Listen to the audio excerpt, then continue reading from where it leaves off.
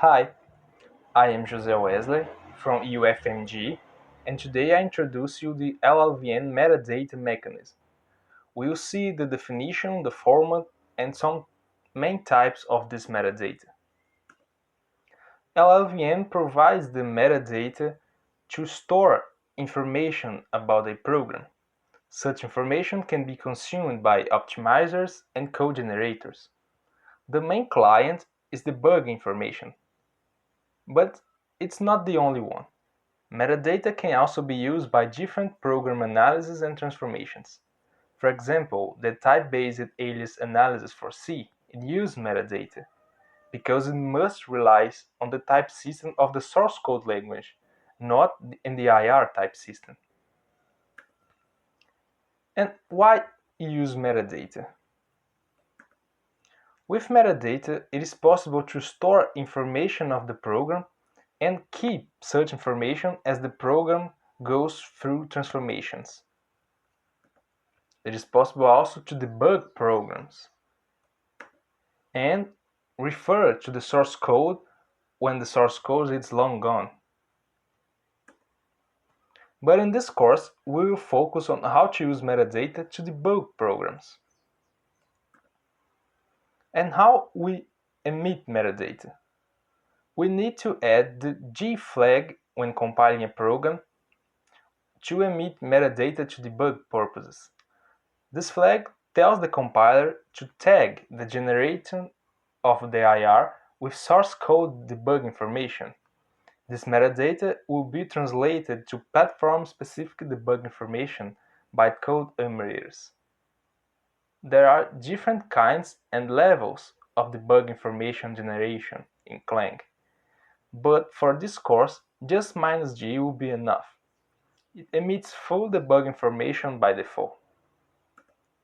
Here we have an example of a function after it has been translated to the LLVM IR.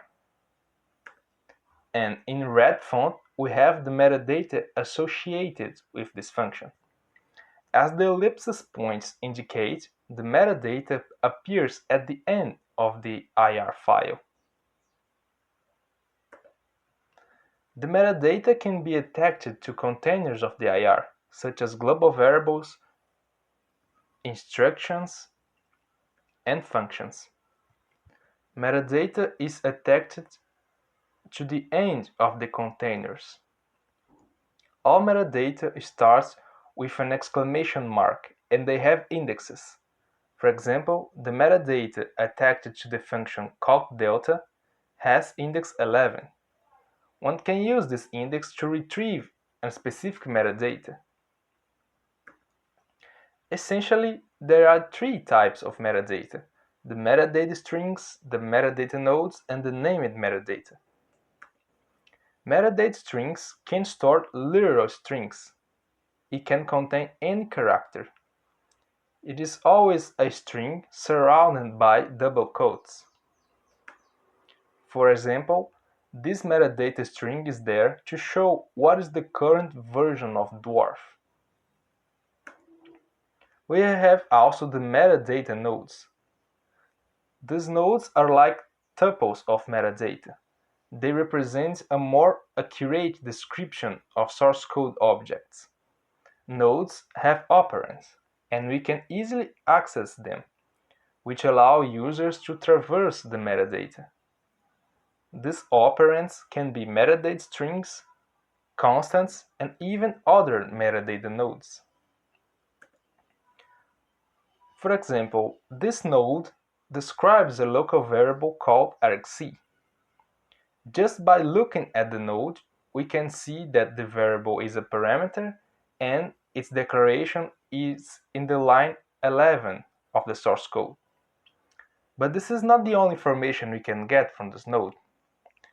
By iterating its operands, we can access other metadata nodes.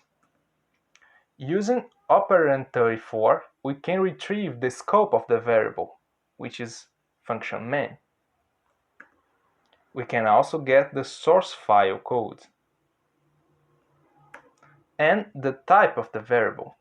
As you can see, all this information is stored in other metadata nodes. Throughout the course, we shall go into more detail about the main types of metadata nodes. Finally, there exists the named metadata, which is a collection of metadata nodes. In the example, name is a named metadata. It can be looked up in the module symbol table.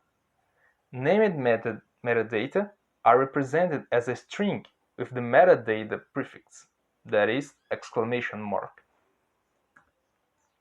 It's important to know that metadata is not an LLVM value, and metadata doesn't have a type. But metadata can be used as arguments to a function call, for example, the debug intrixes of LLVM. However, when referenced by a function call, we are not using metadata, we are using the metadata type. Let's take a look into some of the main specialized nodes. Specialized nodes are straight related to source code objects. The DI compile unit represents a compile unit. Using this node, one can access information such as the global variables, the macros, and the imports of the program. The DI file node represents the source file. We have the nodes which describe scopes, like lexical blocks, local scopes, and subprograms that describe functions. We have the nodes that describe variables, like local and global variables. And we have the nodes which describe types, like the basic type, like int, floating pointers and booleans, the derived types, like pointers and struct members, the composite types, like arrays, structures, and unions, and the string types, to represent literal strings. So, that was our introduction to the LLVM metadata. We had learned a bit of what it is.